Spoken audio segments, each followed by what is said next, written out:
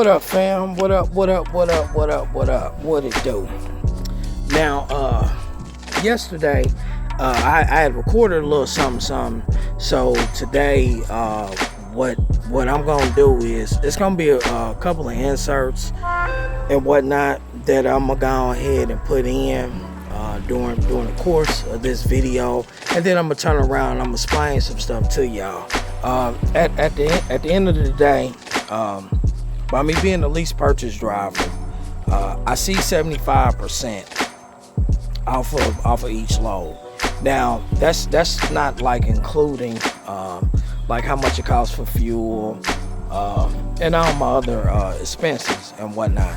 So that's why I'm gonna do a couple of inserts, and y'all gonna see you know how everything is going right now. But to be honest with everybody, right now in the transportation industry, it is not looking so good, especially when it comes to like dry van freight. The dry van market right now, what they call it the spot market, loads are going for like $1.23 all the way up to probably about $2.25. But them $2.25 loads, them loads are heavy as fuck. And then of course, in my case, I'm doing produce. I'm hauling food. So for example, the load that I picked up, and I'm gonna insert the rate kind and everything. I'm probably gonna blur out some stuff because I don't need nobody, whatever. But I am gonna put the price. Y'all definitely gonna see how much it is for the rate. And typically the way that you're supposed to do it, everybody don't do it like this, but typically the way that you're supposed to do it, you're supposed to add your deadhead miles, and deadhead miles is basically your empty miles. Empty miles to pick up your loaded trailer, or to pick up the product, and then add your loaded miles plus your deadhead miles. So from I picked a load up in Kennesaw, Georgia, not too long ago. It was a dropping hook. It's about 94 miles from here, Chattanooga, all the way down there. Loaded miles is about 267. So this is what we're gonna do. Let me get out of this. Let me see if we can 94 plus 267. So y'all see that right there? It's 361. So the load rate on the load is $940. Now to be honest with you, probably about a couple of years ago, that this same load probably might have been going for about $1,200 or even $1,400. It's going up to Peyton. I got a chocolate load, Hershey's. So,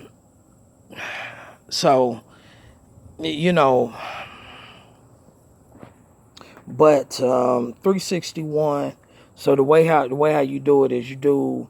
Matter of fact, we're gonna do this so y'all can see. 940 times 75%. So that right there show you basically for me 361, if I'm correct. 361 miles altogether. The truck is only seeing 705. So you divide that by 361, which equals that right there. That's about $1.95, about $1.95. When it's all said and done, you're really not making a lot of money off of $1.95. Reason being, and I'm show y'all this also.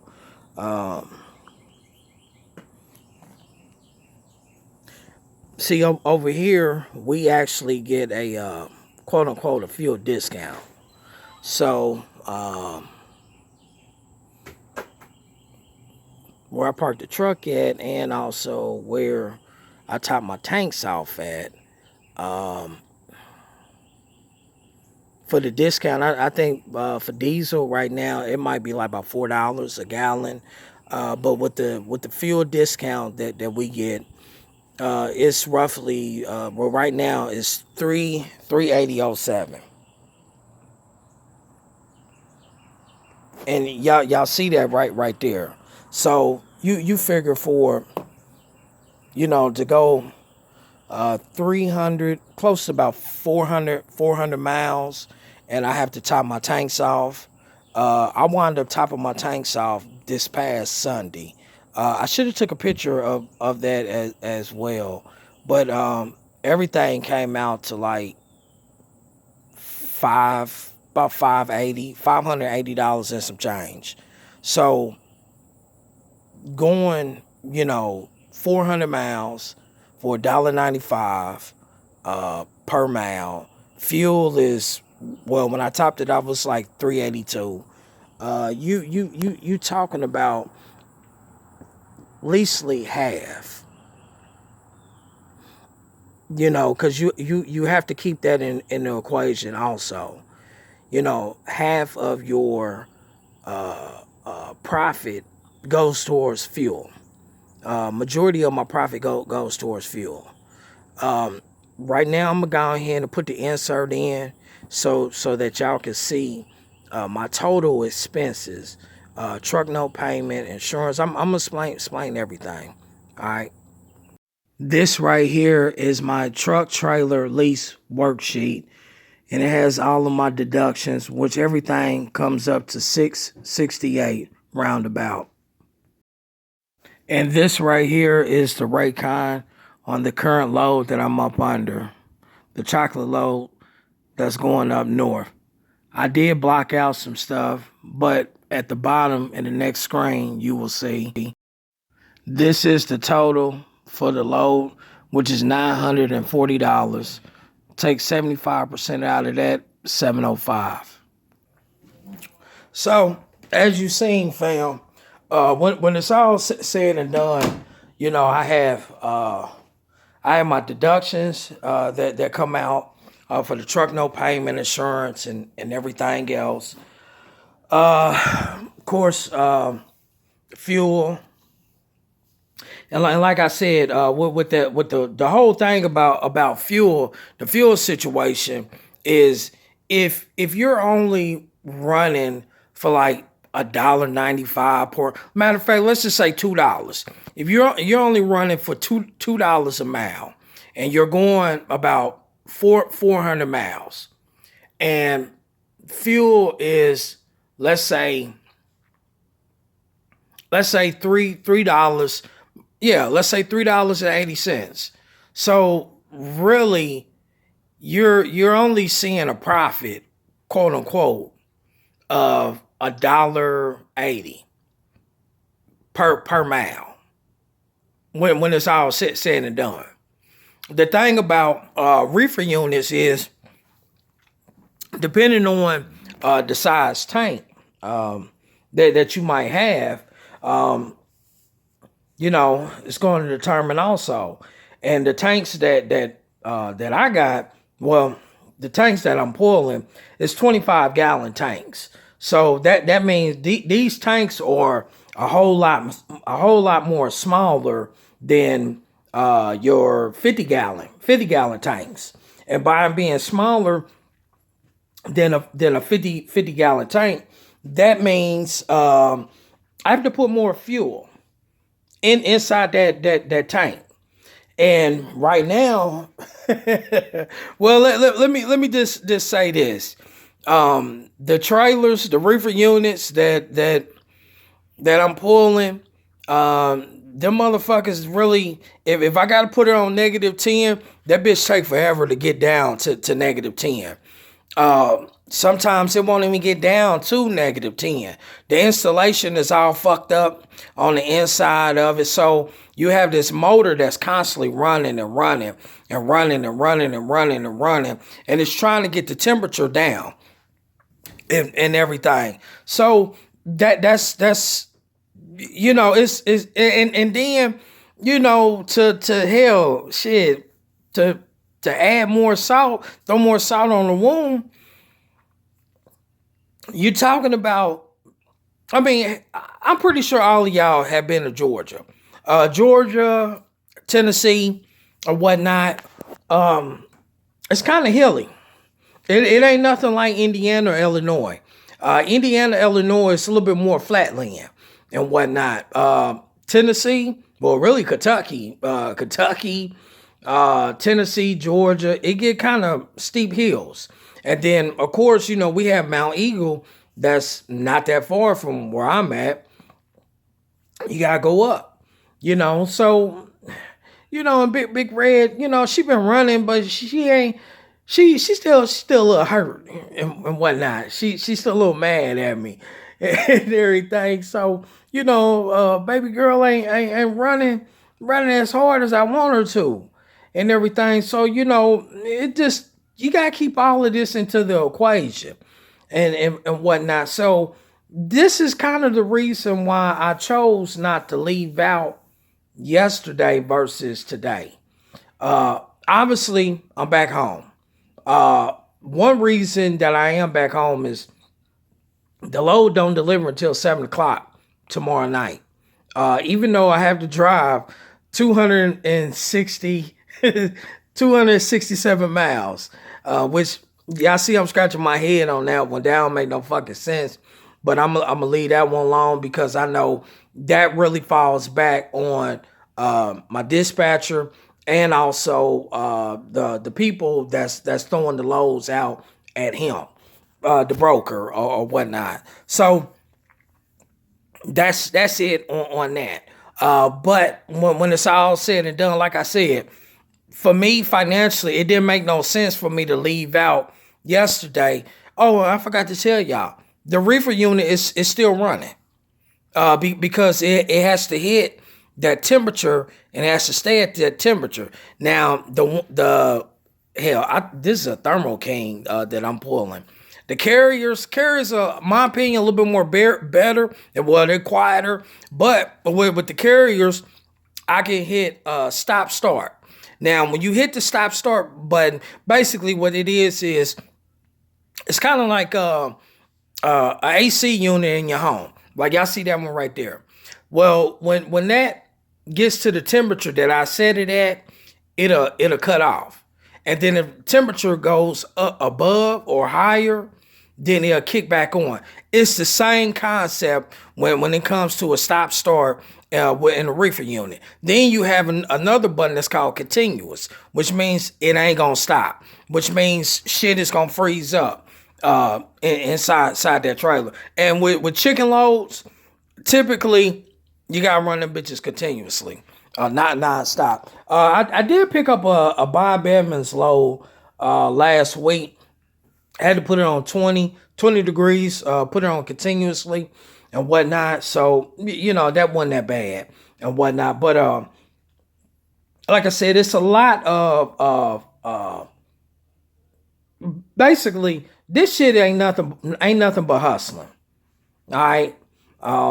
Everybody that know me, know my past and whatnot, I used to rip and run in the streets. Well, instead of me ripping and running in the streets, I'm ripping and running on the highway. And it's the same kind of concept when it comes to, do it make sense for me to make this move over here, or do it make sense for me to make the move over there? And when it's all said and done, I chose not to come out yesterday because I ain't want to lose no money. All right. And y'all probably saying, well, how are you going to gain or make any money? Well, 705, that's coming out. Well, 705 for the load and whatnot. So out the gate, you subtract that 705 minus the 668. Now I get the 668 because I just round that shit up. The truck no payment and all my expenses. So that's 668. So that leaves me with about 90, 100 something dollars or whatnot, give or take. Now throw into the equation also. Matter of fact, let me get my phone. That's how we gonna do this.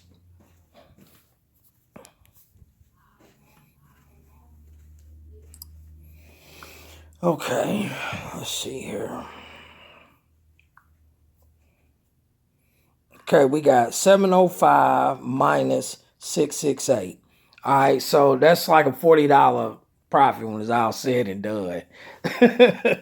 All right, so that's 40 bucks on that. Now, 9 times out of 10, he's probably gonna throw a chicken load at me, and that chicken load without the fuel surcharge, it's about, well, I'm just gonna tell y'all. It comes out to about 1227.24. $1,227.24. So, mind you, I already got the $40 profit. All right. So we're gonna add that plus that. Now we're gonna subtract that 12 is 1264.24 minus, let's say, $580. Now that's gonna leave me with 687.24. Now, I'm not gonna lie, that's fairly decent. It's probably be a little bit less than that because I don't know if the chicken load, if that's gonna be a drop and hook or if it's gonna be a live load. But regardless, I'm gonna have to put some fuel in that reefer unit. And by me topping my tanks off in my truck Sunday, hopefully tomorrow morning, I should not have to put no fuel in. I'm thinking about just topping it off. Hell, and it might be anywhere between 50 or 60 bucks. Me to top my shit off because the other side of Kentucky where I gotta go on, I don't know what the fuel price is gonna be looking like. And the little fuel thing that I showed y'all, it was alert on there saying that the fuel price is gonna be going up. See that's where a lot of this shit boils down to when it's all said and done. Yes, owner operator or lease purchase driver, they can probably gross about, close to about $200,000 in a year. Well, let's just say 150 a year, but half of their expenses goes towards fuel. Out the gate, fuel. The way how fuel prices been going up and down, up and down, up and down. I mean, shit, we don't know if we coming or going. And then the fucked up thing is we do have to pass that cost along to you because we have to make a profit. We have families. We have bills that we have to take care of. Me living where the hell I live at, this shit ain't fucking rent free. Me riding around in that Jeep, that shit ain't fucking paid off. I hell, and the fucked up thing is the people that I pull for, I'm in debt with them. So I don't know if I'm gonna see that little $600 some dollars. This is what I was talking about. This is the reality of a lease purchase driver. Of what you have to go through and what you have to do and everything. So you have to ask yourself, is it worth it or is it not worth it? You know what I mean? And right now, I'm really, really believing that I'm being very optimistic that it is worth it because me doing produce or food, I already know. You got Thanksgiving that's right around the corner, Christmas that's not too far away, Halloween. So I know it's about to be a little rush on food and shit like that. And yeah, I'll be able to make some money. So I'm being very optimistic. And then at the same time too, trucks almost paid off.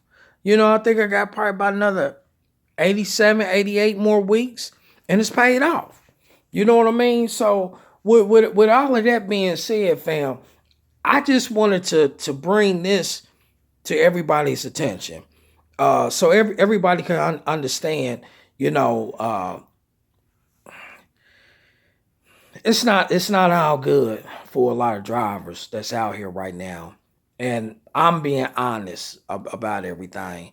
Y'all seen the inserts that I put in and everything. Y'all seen, I broke the shit down, how much this and how much that, how much it's gonna cost me for this, how much it's gonna cost me for that, and then what my take home pay is. Years ago, matter of fact, when COVID popped off, the rates was up. And guys that was actually, owning their trucks or leasing their trucks, they was able to pay that shit off just like that. Because the rates was up, because everybody needed supplies. The demand for supplies was high.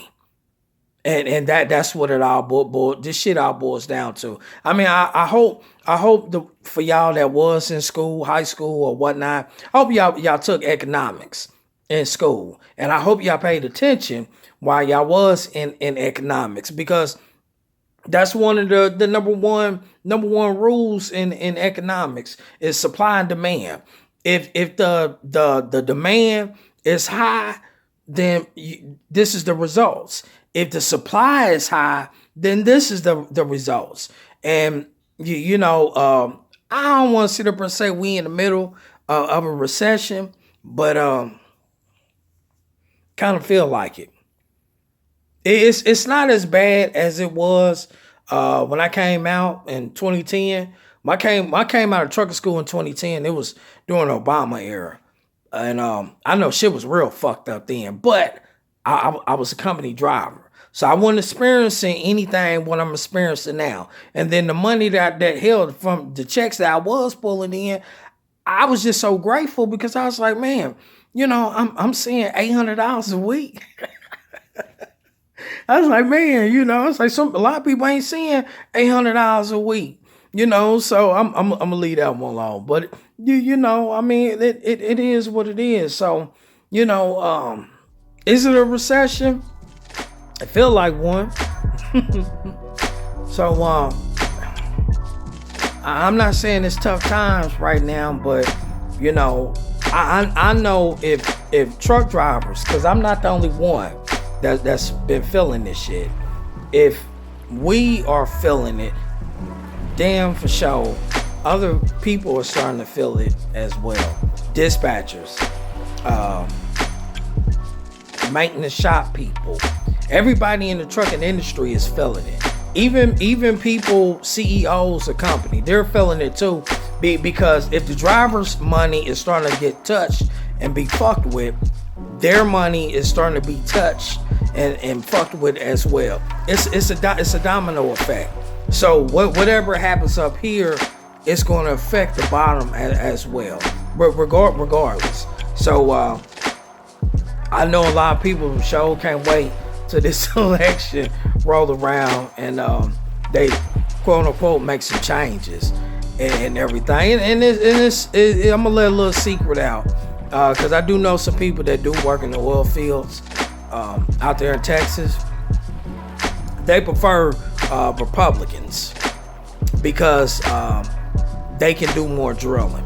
When the Democrats is in office, they can't do a lot of drilling. And believe it or not, production has slowed down. One of my homeboys was just sitting up here telling me that last week when I was hollering at him. He said production has slowed down, and it's fucked up right now. So with all that being said though, fam, hope you enjoyed the video. I hope you stayed around to check out the whole entire video and whatnot. And as always, peace, love, and joy. Holla.